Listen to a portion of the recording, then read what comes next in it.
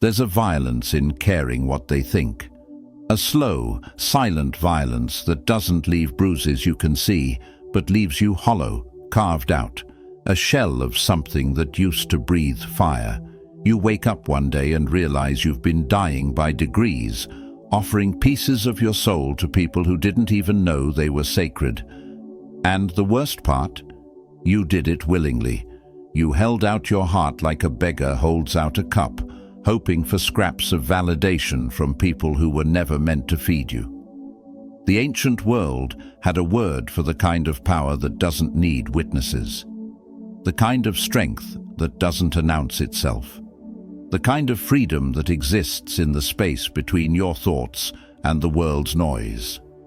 Marcus Aurelius, bleeding on battlefields and drowning in the politics of empire, scribbled in the margins of his consciousness, "You have power over your mind, not outside events. Realize this, and you will find strength." A king who owned nations understood that the only territory worth conquering was the 6 inches between his ears. While men killed for land, he died trying to master himself. But you've been doing it backwards. You've been giving them the keys to your peace and wondering why you're always locked out. You've been letting their opinions build prisons inside your head and decorating the cells like homes. You've been performing for an audience that boos you, no matter how perfectly you dance. And still, you keep dancing, bleeding through your shoes, smiling through the pain, pretending the applause you imagine is real. What if everything you've ever needed has been waiting in the silence?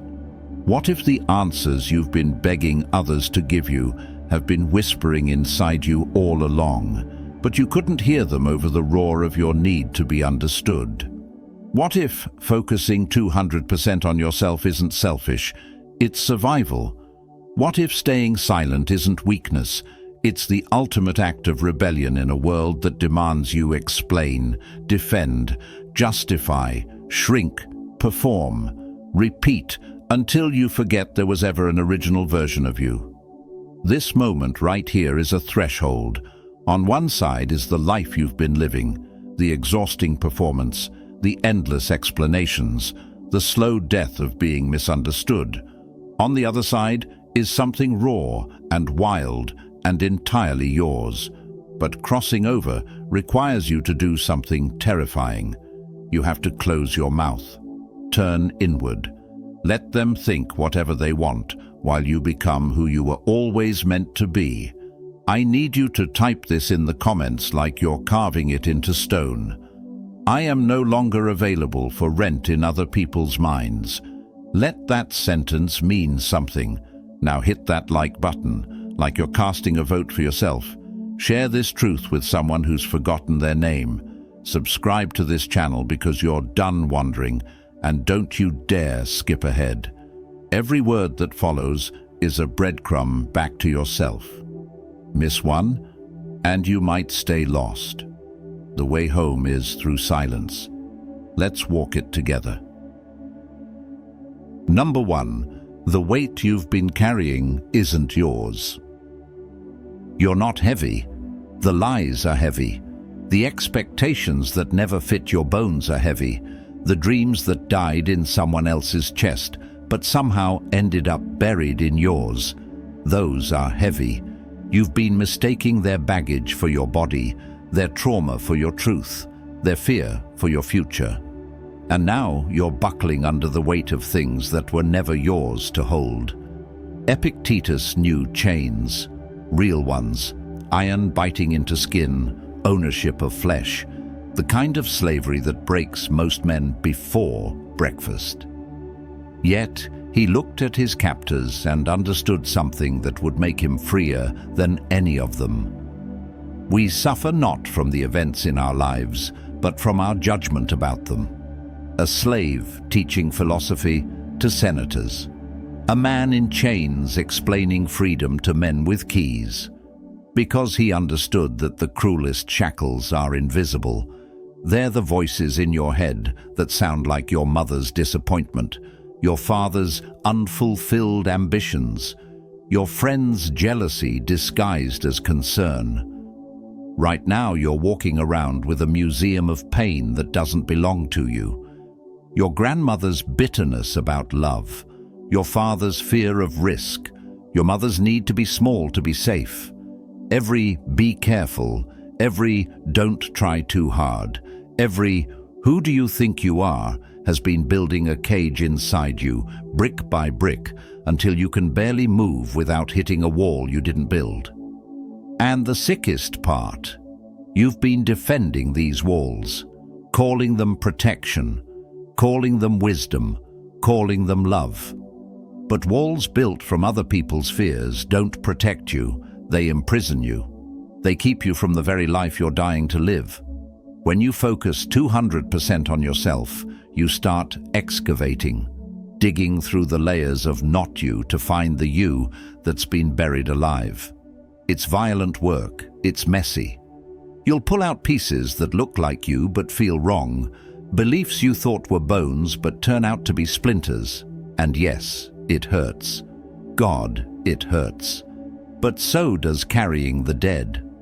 Comment this like you're performing an exorcism. I am not a museum for other people's pain. I am a temple for my own becoming. Drop their weight.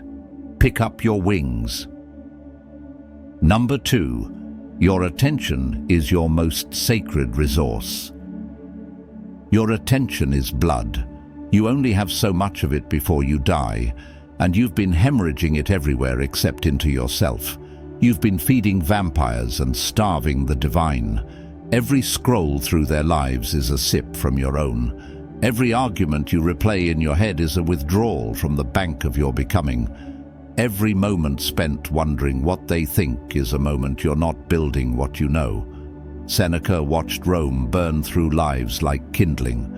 He saw people drowning in time they claimed they didn't have, dying of thirst next to wells they never drank from. So he wrote, trembling with urgency, "We are not given a short life, but we make it short.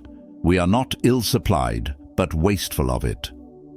Translation: you're not broken, you're not lacking, you're leaking.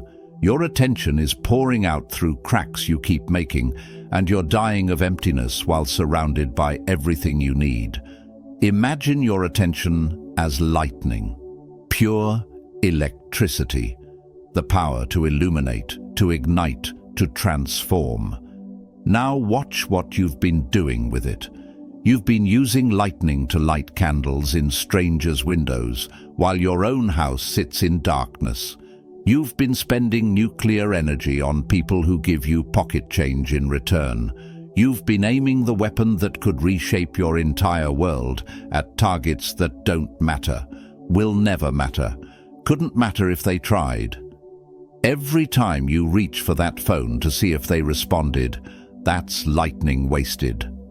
Every time you explain yourself to someone who's already decided you're wrong, that's power poured into a void. Every time you consume their content instead of creating your own reality, that's creative fire extinguished for entertainment. And the tragedy, the absolute obscenity, is that you don't even notice anymore. The bleeding has become so constant you think it's normal. You've normalized your own disappearance. But in the silence, in the turning inward, your attention becomes a laser instead of a flood. It stops spreading thin and starts cutting deep. That's when the magic happens. That's when you don't just change, you evolve. Your work becomes art. Your thoughts become philosophy.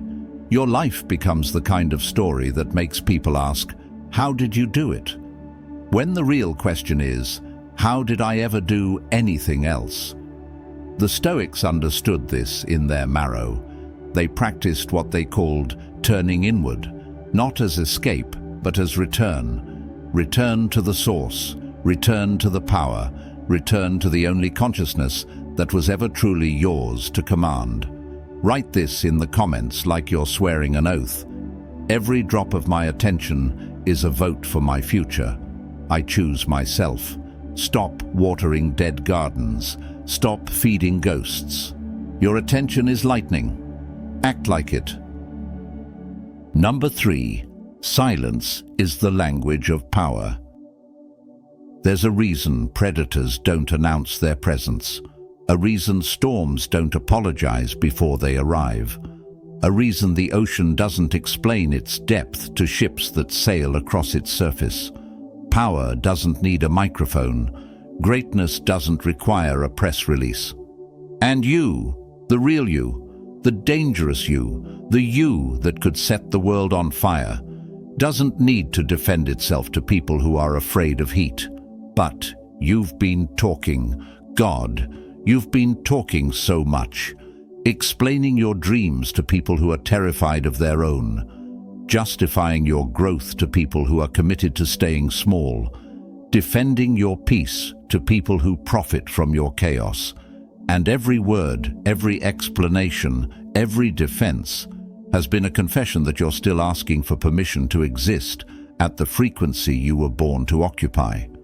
The Stoics had a practice they called sympatheia, the understanding that everything in the universe is connected, but not everything deserves your response.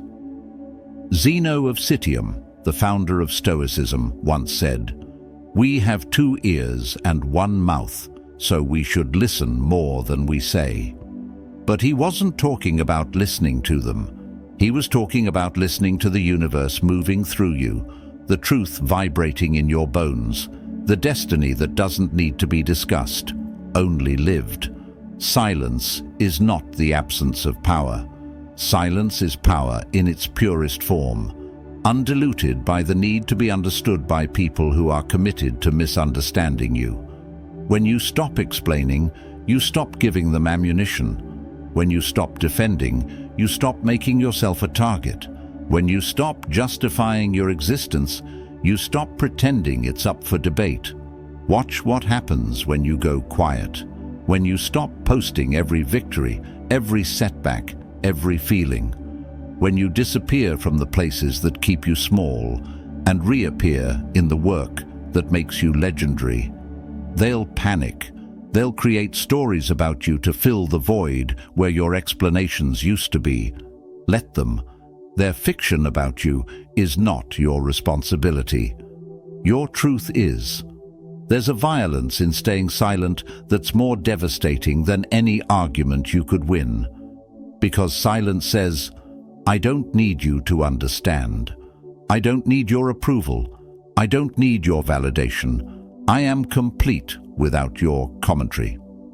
And that completeness, that self-contained wholeness, is terrifying to people who have built their entire identity on other people's reactions.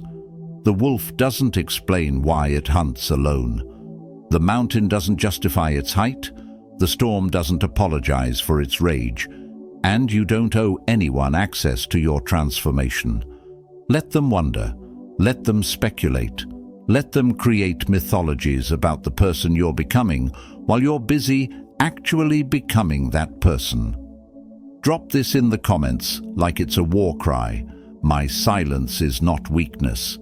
It's the sound of me building empires while they build excuses. Stop talking about it. Be about it. Silence is your sword. Learn to wield it. Number 4. Your growth will offend people who need you to stay broken. Here's the knife in the dark nobody warned you about. The people closest to you have an investment in who you used to be. They've built their entire identity around the version of you that needed them, that was broken enough to make them feel whole, that was small enough to make them feel big. And when you start growing, really growing, the kind of growth that changes your shape, your frequency, your entire gravitational pull, they don't celebrate, they sabotage. Not always with words. Sometimes it's subtler, more insidious. It's the slight hesitation when you share good news, the "just be careful" disguised as concern, the "remember where you came from" that's really code for "don't you dare leave me behind." The sudden reminders of every time you failed, every mistake you made, every version of yourself you've already outgrown. They'll dig up your past like archaeologists at a burial site, trying to resurrect the corpse of who you used to be because they don't know how to love the phoenix you're becoming. Marcus Aurelius, surrounded by advisors and generals and senators, all trying to control him, wrote in his private journals, "The impediment to action advances, action. What stands in the way becomes the way." He understood that resistance isn't proof you're on the wrong path, it's proof you're on the right one. The path less traveled isn't less traveled because it's hard. It's less traveled because most people turn back the moment their tribe stops cheering. Your growth is a mirror, and mirrors are cruel to people who've been lying to themselves. When you stop drinking, they see their alcoholism. When you start creating, they see their procrastination. When you choose peace, they see their addiction to drama. When you set boundaries, they see their history of violation. You're not trying to judge them, you're just living. But your life becomes a courtroom where their choices are on trial, and they'll hate you for it. This is where focus becomes survival. Because if you keep checking back, if you keep trying to bring them along, if you keep dimming your light so they're comfortable in their darkness, you'll never reach altitude. You'll stay on the ground holding their hands while your wings atrophy. And one day you'll wake up bitter and broken, wondering why you never flew, forgetting that you chose their comfort over your destiny. Let them be uncomfortable. Let them call you selfish. Let them create villains out of your victories because they need someone to blame for their stagnation. Their discomfort is not your emergency. Their fear is not your prison. Their need for you to stay the same is not more important than your need to evolve. Comment this like you're drawing a line in the sand. I am not responsible for managing other people's feelings about my growth. Grow anyway, evolve anyway, become anyway. Let them be offended. You have flying to do. Number 5. The price of admission to yourself is everyone who doesn't belong there. You think loneliness is the absence of people. It's not. Loneliness is being surrounded by people who don't know you and mistaking that for connection. It's performing for crowds and dying of isolation. It's speaking and never being heard. The loneliest you've ever been was probably in rooms full of people who knew your name, but nothing about your soul. Real solitude, chosen solitude, sacred solitude, is different. It's not empty, it's full of you. All the versions you've been hiding, all the dreams you've been whispering, all the power you've been apologizing for. When you focus 200% on yourself, when you stay silent and turn inward, you're not abandoning people. You're meeting yourself for the first time. And that meeting requires privacy. Epictetus, who knew what it meant to be owned by others, said, "If you wish to be free, desire nothing and no one that is not in your power to control." Translation: most of your suffering comes from clinging to people who were meant to be lessons, not life sentences. From trying to keep relationships that expired years ago. From forcing connections that require you to be someone you're not. The price of admission to yourself is everyone who doesn't belong there. The friends who only call when they need something. The family who weaponizes your past. The lovers who love your potential but resent your reality. The people who cheer for you until your success makes them uncomfortable. They have to go, not with anger, not with drama, just with the quiet understanding that some people are meant to walk with you for a season, and some seasons end. This is the purge, the great letting go. And yes, it will feel like dying, because it is. You're killing the version of yourself that needed them to survive. You're stepping into the version that survives because it's complete on its own, self-sufficient, self-validating, self-sourced. Type this in the comments like you're reclaiming your space. I am the temple. Not everyone gets to enter. Close the doors, light the incense, meet yourself in the holy silence where nobody else's voice can reach. Number 6. Your peace is more important than their understanding. They will never understand, and you need to make peace with that, the way you make peace with gravity, with mortality, with the fact that the sun sets whether you want it to or not. Understanding requires shared experience, shared frequency, shared consciousness. And most people, they're not on your wavelength. They're not even in your dimension. You've been breaking yourself into translations, trying to make your truth digestible for people who don't have the stomach for it. You've been watering down your power so it doesn't intimidate. You've been explaining your light to people who are invested in darkness, and it's killing you, not dramatically, quietly. The way rivers die, one drought, one compromise, one concession at a time. Seneca, watching the empire collapse around him, wrote, "The greatest remedy for anger is delay, but the greatest remedy for the need to be understood is release. Release from the delusion that your peace requires their approval. Release from the belief that your truth needs their validation. Release from the exhausting performance of making yourself small enough to fit into their limited perception. Your peace is a garden. Their understanding is weather. You don't control the weather. You don't negotiate with storms. You don't explain sunshine to people who prefer rain. You just tend your garden. You plant what grows you. You remove what chokes you.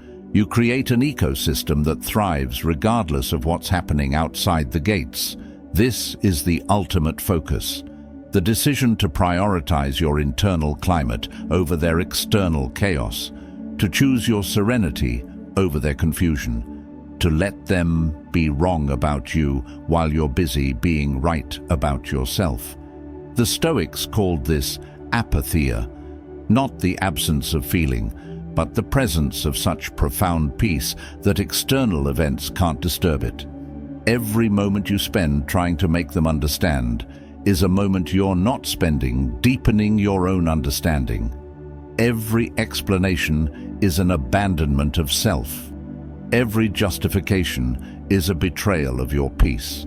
Comment this like you're signing a treaty with yourself. I choose peace over being understood every single time. Let them misunderstand. Let them create whatever story they need. Your peace is not negotiable. Your serenity is not for sale. Your inner world is sovereign territory. Protect it like the sacred ground it is. Number 7. Becoming yourself requires unbecoming everything they made you. You are not a creation, you're an excavation. Michelangelo said he didn't sculpt David, he just removed everything that wasn't David. The masterpiece was already in the marble, it just needed someone brave enough to chip away everything false. That someone is you. And the false is everything they convinced you that you were. Every "you're too much" that made you shrink. Every "you're not enough" that made you stretch. Every "be realistic" that murdered your dreams. Every "who do you think you are" that made you forget. Layer by layer, year by year, they've been adding to you. Beliefs that aren't yours, fears that don't fit, limitations that were always lies. And now you're buried under so much not you that you've forgotten what you actually look like. The Stoics practiced what they called negative visualization, imagining loss to appreciate presence. But there's another practice they whispered about less: negative identity. The systematic removal of everything you're not to reveal everything you are. It's violent work, because you'll discover that half of what you thought was your personality is just trauma responses. Half of what you call your character is just coping mechanisms. Half of what you claim as your identity is just costume. Strip it away. The performance, the persona, the carefully curated version designed to make them comfortable. Beneath all that is something raw and wild and utterly true. Something that doesn't need an audience, something that doesn't require validation, something that was perfect before they told you it needed improvement. This is the real focus. The focus on uncovering rather than becoming. You're not trying to be someone new. You're trying to remember who you were before the world taught you to be afraid of it, before they convinced you that your magic was madness, before you learned that being yourself was somehow not enough. Epictetus said, "It's not what happens to you, but how you react to it that matters." But before reaction comes recognition, and you can't react authentically until you recognize who's actually doing the reacting. Is it you? Or is it the collection of other people's expectations wearing your name? Drop this in the comments like you're shedding skin. I am not who they made me. I am who I've always been underneath. Chisel away. The masterpiece is waiting. Number 8. Your silence will teach them what your words never could. They didn't listen when you spoke. They won't understand when you're silent, but they'll feel it. Oh God, they'll feel the absence of you like a phantom limb, like something vital that was always there until suddenly it wasn't. Your silence won't teach them about you. It'll teach them about themselves, about how much space you were taking up in their chaos, about how much unpaid labor you were performing in their emotional economy, about how they built entire identities around having you to blame, you to fix them, you to absorb their damage. Marcus Aurelius knew something about absence that presence never taught him. He wrote, "Waste no more time arguing about what a good man should be. Be one. Stop explaining goodness to people who profit from calling you bad. Stop defending your truth to people who are married to lies. Stop performing your worth for people who need you worthless to feel valuable." Your silence is not passive. It's the most active thing you'll ever do. It's a withdrawal of your presence from spaces that were always too small for you. It's a refusal to participate in conversations that were never really about you anyway. It's the ultimate boundary, not built with words, but with absence, with the vast and terrifying space where your voice used to fill their emptiness. Watch what happens when you disappear from their narrative, when you stop being the character they cast you as, when you refuse to play the villain in their victim story or the savior in their self-destruction. The whole script collapses because it was never about the plot. It was about keeping you on stage, keeping you performing, keeping you distracted from the fact that you were always the writer, not the character. The most powerful thing you can say is nothing. The most devastating response is silence, not the cold, punishing silence of manipulation, but the warm, self-preserving silence of someone who finally understands that some people don't deserve access to your voice, that your words are sacred, that your explanations are pearls being thrown to those who see them as weapons to throw back. Comment this like you're closing a chapter. My silence is my final answer to people who refused to hear me when I spoke. Let them sit with the quiet. Let them drown in the space where your voice used to save them. You're done being their lifeboat. You're building your own ship now. Number 9. The world will call your self-focus selfish until it sees what you build with it. Selfish. They'll throw that word at you like a stone, like a curse, like proof that you've betrayed some unspoken contract you never signed. They'll say it with venom when you stop sacrificing yourself on the altar of their comfort, when you stop setting yourself on fire to keep them warm, when you finally choose yourself with the same devotion you've been giving everyone else. Let them say it. Let it echo in the space between who you were and who you're becoming. Because here's the truth they'll never admit. They call you selfish when your self-focus threatens their access to you, when your boundaries expose their violations, when your growth reveals their stagnation. Selfish is what people call you when you stop being useful to them and start being essential to yourself. Zeno of Citium, standing in the ruins of his merchant ship, losing everything he owned in a storm, said, "I made a prosperous voyage when I suffered shipwreck."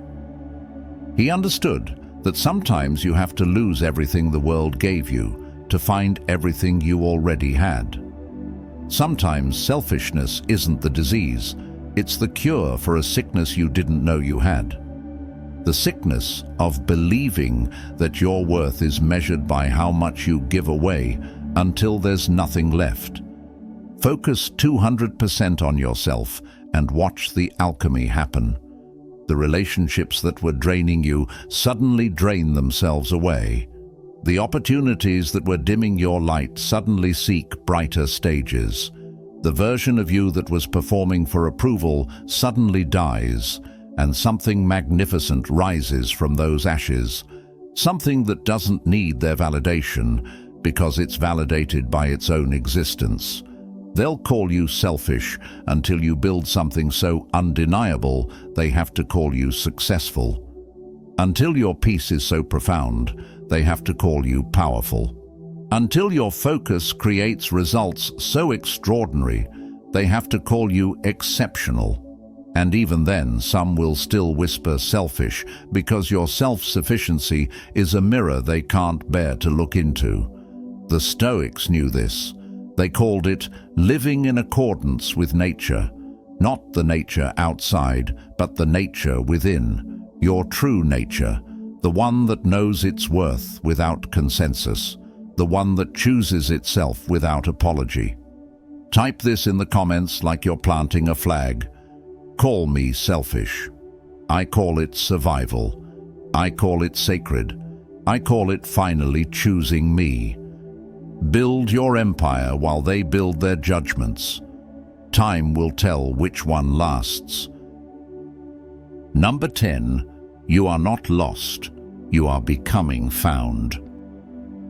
You think you're lost because you don't recognize yourself anymore, because the old you fit into spaces the new you can't breathe in, because people who knew you before don't know how to love you now, because you've changed so much that your own reflection looks like a stranger wearing your face. But here's what nobody tells you about transformation. It feels like disintegration before it feels like evolution. It feels like death before it feels like rebirth. You're not lost. You're shedding. Every moment of confusion is a layer of false self falling away. Every moment of isolation is separation from connections that were always parasitic. Every moment of not knowing who you are is the space between who they said you were and who you've always been underneath. This isn't loss. This is liberation wearing the mask of loneliness. Seneca understood this better than most. He wrote, "Difficulties strengthen the mind, as labor does the body." But he also knew something darker and more beautiful. Sometimes the difficulty isn't the obstacle. Sometimes the difficulty is the method. The breakdown is the breakthrough. The falling apart is the coming together.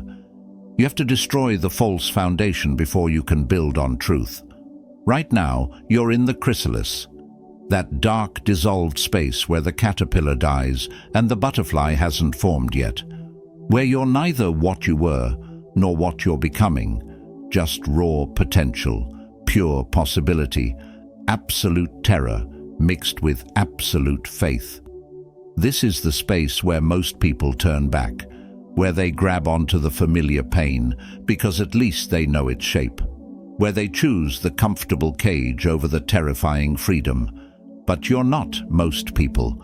You're still here, still focusing, still staying silent while the noise tries to pull you back.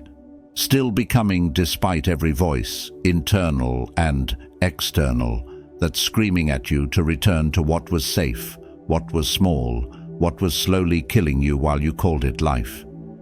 The Stoics had a phrase, amor fati, love of fate, not acceptance, love, not tolerance, devotion, to everything that's bringing you here, to every loss that's clearing space, to every person who's leaving because they can't match your frequency, to every moment of uncertainty that's teaching you to trust yourself more than you trust their approval. Drop this final declaration in the comments. I am not lost. I am being refined. I am not broken. I am breaking free. You are exactly where you need to be, becoming exactly who you've always been, found. So here we are, at the end of words and the beginning of action. You've heard the truth. You've felt it vibrating in your chest, that dangerous recognition that you've been giving yourself away in pieces to people who never deserved the whole. Now comes the hardest part, not learning, living it. Focus 200% on yourself, not tomorrow, not when they approve, not when conditions are perfect. Now, this moment, this breath.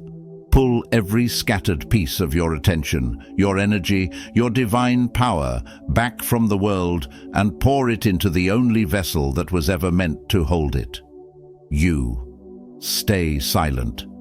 Not because you have nothing to say, but because you finally understand that your life is your statement. Your transformation is your argument. Your peace is your proof. Marcus Aurelius spent his nights writing to himself, and those private thoughts became public philosophy that survived empires. He wasn't writing for them.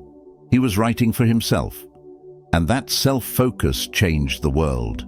If this video reminded you of who you are beneath who they said you should be, hit that like button. Share this with someone who's forgotten their power. Subscribe to this channel because your evolution requires community, even in solitude. And comment below. Tell me which point hit hardest. Which truth made you stop and breathe different? The journey back to yourself starts now. Not with noise, with silence. Not with them, with you. Welcome home.